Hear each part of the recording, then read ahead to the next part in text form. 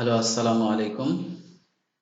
আজ আমরা দেখব একটি ডেসিমেল সংখ্যাকে কিভাবে অক্টাল সংখ্যায় রূপান্তর করতে হয়। অর্থাৎ একটি অক্টাল সংখ্যা আমরা নির্ণয় করব ডেসিমেল সংখ্যা থেকে। 10 ভিত্তিক সংখ্যা পদ্ধতি দেওয়া থাকবে, সেটাকে আমরা 8 ভিত্তিক সংখ্যা পদ্ধতিতে রূপান্তর করব। তো 10 ভিত্তিক সংখ্যা পদ্ধতি মানে হচ্ছে সংখ্যাটার বেস বা ভিত্তি হচ্ছে 10। এরকম যদি একটা সংখ্যা থাকে, সাপোজ ধরো 208, এই সংখ্যাটার তোমার বেস বা ভিত্তি 10, আর এই সংখ্যাটাকে আমরা বলছি 10 ভিত্তিক সংখ্যা পদ্ধতি। সো আমরা এমন একটা সংখ্যা নির্ণয় করব যেই সংখ্যাটার বেস হবে হচ্ছে 8। এখন এই 10 ভিত্তিক সংখ্যা পদ্ধতি বা ডেসিমেল সংখ্যা পদ্ধতি, এটা তোমরা জানো যে 10 ভিত্তিক সংখ্যা পদ্ধতিতে সংখ্যার মোট প্রতীক হচ্ছে 10টা, অর্থাৎ চিহ্ন হচ্ছে 10টা। সেটা কি 0, 1, 2, 3, 4, 5, 6, 7, 8 এবং 9। এই 10টা প্রতীক বা চিহ্ন, এই 10টা প্রতীক বা চিহ্ন নিয়ে এই 10 ভিত্তিক সংখ্যা পদ্ধতি গঠিত। আবার 8 ভিত্তিক সংখ্যা পদ্ধতি, এর প্রতীক বা চিহ্ন হচ্ছে 8টা, অর্থাৎ 0, 1, 2, 3, 4, 5, 6 এবং 7। এই 8টা হচ্ছে এই অক্টাল সংখ্যা পদ্ধতি বা 8 ভিত্তিক সংখ্যা পদ্ধতির প্রতীক বা চিহ্ন। তো আমরা এই 8 ভিত্তিক সংখ্যা পদ্ধতি নির্ণয় করব হচ্ছে 10 ভিত্তিক সংখ্যা পদ্ধতি থেকে। সেটা কিভাবে করব? ধরো একটা সংখ্যা যদি এমন থাকে যে এখানে যে সংখ্যাটা আছে সেটা হচ্ছে 208, এটা হচ্ছে 10 ভিত্তিক সংখ্যা পদ্ধতির সাথে যদি এরকম থাকে, ধরো 5, 6 যদি দশমিক থাকে, তাহলে এটাও একটি আমাদের 10 ভিত্তিক সংখ্যা পদ্ধতি। এখানে দুইটা অংশ, এটা হচ্ছে পূর্ণ অংশ, এই সংখ্যাটা আমরা এটাকে বলছি হচ্ছে পূর্ণ অংশ, আর পরের যে অংশটা আছে সেটাকে আমরা বলছি হচ্ছে ভগ্নাংশ। অর্থাৎ এইখানে রেডিক্স পয়েন্টের পরে যেটা আছে সেটা হচ্ছে ভগ্নাংশ। তাহলে এই দুইটা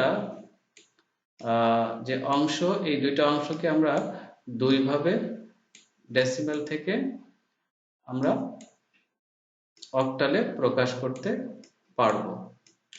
অর্থাৎ ভগ্নাংশ এবং এটা হচ্ছে পূর্ণাংশ, আর এটা হচ্ছে ভগ্নাংশ।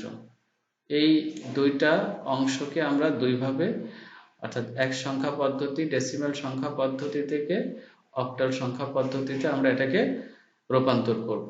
তো রূপান্তর করার জন্য আমাদেরকে যে প্রসেসটা ফলো করতে হবে সেটা হচ্ছে পূর্ণ অংশকে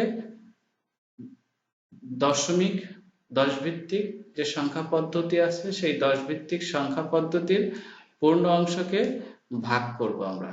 নাম্বার 1 হচ্ছে ভাগ করব হচ্ছে পূর্ণ অংশকে। আর ভাগ করব কতক্ষণ পর্যন্ত?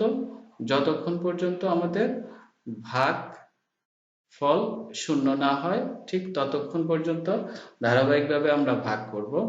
আর ভগ্নাংশ যেটা আছে, ভগ্নাংশটাকে আমরা কি করব? গুণ করব। কতক্ষণ পর্যন্ত গুণ করব ভগ্নাংশটাকে? যতক্ষণ পর্যন্ত গুণফল শূন্য না হয় ততক্ষণ পর্যন্ত আমরা এই গুণের প্রক্রিয়াটা কন্টিনিউ করতে থাকব এবং পূর্ণ অংশটাকে ভাগের প্রক্রিয়াটা কন্টিনিউ করতে থাকব। এবং ভাগ এবং গুণ এই দুইটা আমরা এক্সাম্পলের সাহায্যে দেখি কিভাবে একটি সংখ্যাকে আমরা ডেসিমেল থেকে অক্টালে প্রকাশ করতে পারি। তো উদাহরণস্বরূপ ধরো একটি সংখ্যা আমি যদি বলি 209, এটা একটি ডেসিমেল সংখ্যা। এই ডেসিমেল সংখ্যাটাকে বলা হলো অক্টাল সংখ্যায় রূপান্তর করতে হবে, অর্থাৎ এটাকে 8 ভিত্তিক একটা সংখ্যায় রূপান্তর করতে হবে। তো আমরা যদি প্রক্রিয়াটা করতে চেষ্টা করি, তাহলে দেখো বলেছি যে পূর্ণাংশ হলে সেটাকে আমরা কি করব, ভাগ করব।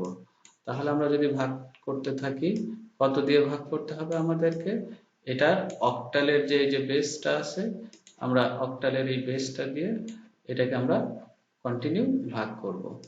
অর্থাৎ আমাদের সংখ্যাটা হচ্ছে 209, 209 কে আমরা ভাগ করব হচ্ছে কত দিয়ে, 8 দিয়ে।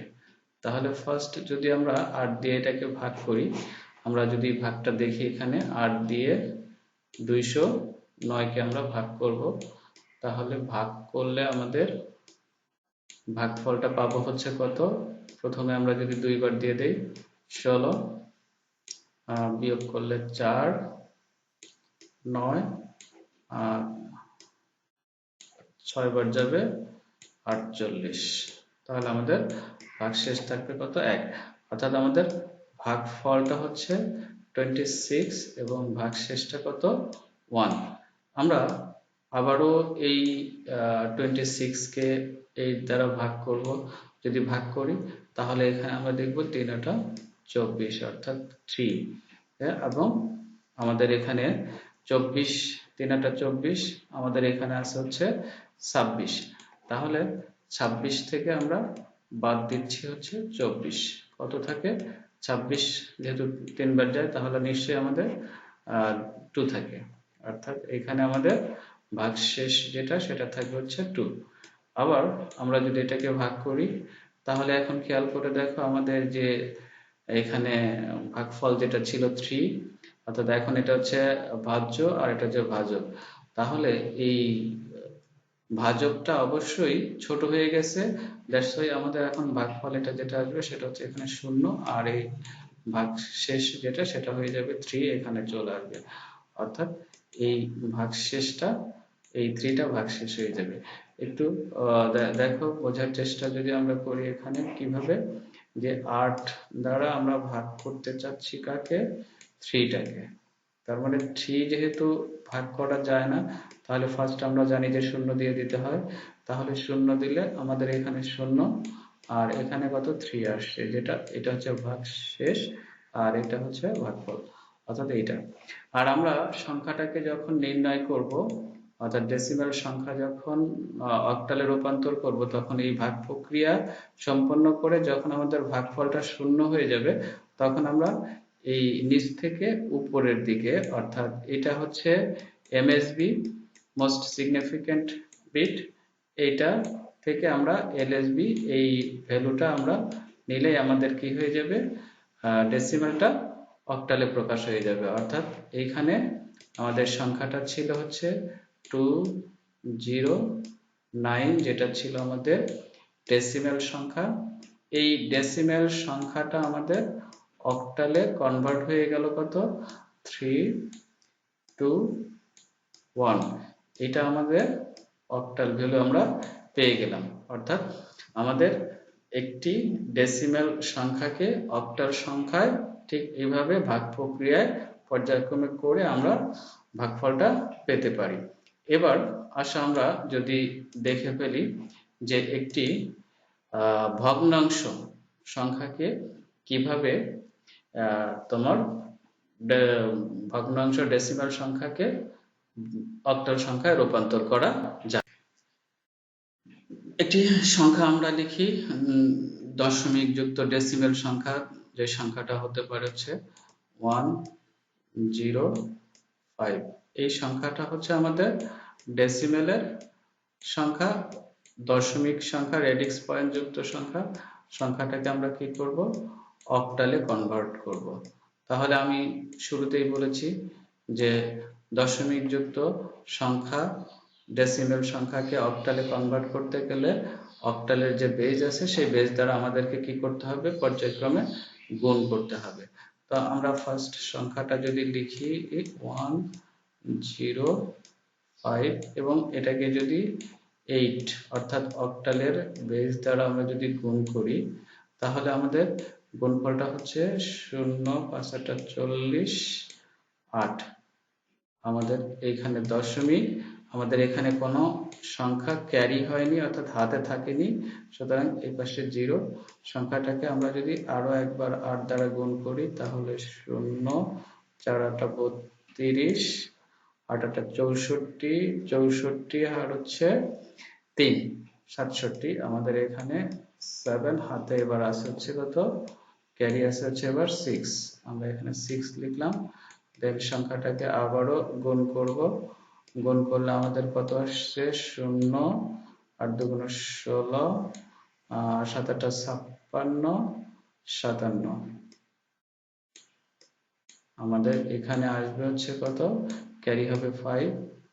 আমরা যদি এটাকে আরো একবার গুণ করি তাহলে আমাদের এবার কত আসবে, 0, 6 8 48, ক্যারি 4, 7 8 56, আর আমাদের ক্যারি আছে কত, ক্যারি আছে হচ্ছে 4, তাহলে 60, 0।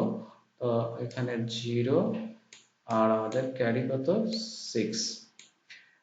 এটাকে আবার যদি আমরা 8 দ্বারা গুণ করতে চাই তাহলে আমাদের কত আসছে, 0 8 8 64, আমাদের ক্যারি নাই 0। তো আমরা গত লেকচারে বলেছি যে যদি এরকম ধারাবাহিকভাবে কন্টিনিউ হতে থাকে তাহলে আমরা কি করব, যে আর দেখা যায় যে কন্টিনিউ না করে 3 থেকে 4 ঘর পরে আমরা এটাকে ডট ডট দিয়ে দিব, আর কন্টিনিউ করব না, অর্থাৎ এরপরে আরো আছে। অর্থাৎ এখানে আমাদের কি হবে, আমরা এবার যে সংখ্যাটা পাবো সেই সংখ্যাটা আমাদেরকে নিতে হবে হচ্ছে উপর থেকে নিচের দিকে। উপর থেকে আমরা যদি নিচের দিকের সংখ্যাগুলোকে নেই তাহলে আমাদের দাঁড়াচ্ছে হচ্ছে কত, 0 6 5 6, আমাদের এখানে কত, 0, এবং আমাদের এই সংখ্যাগুলো কন্টিনিউ আছে। দ্যাটস ওয়াই এটা হচ্ছে আমাদের কি, অক্টাল, অর্থাৎ আমাদের এই ডেসিমালটাকে আমরা অক্টালে প্রকাশ করলাম। আশা করি বুঝতে পেরেছো। তো থ্যাংক ইউ।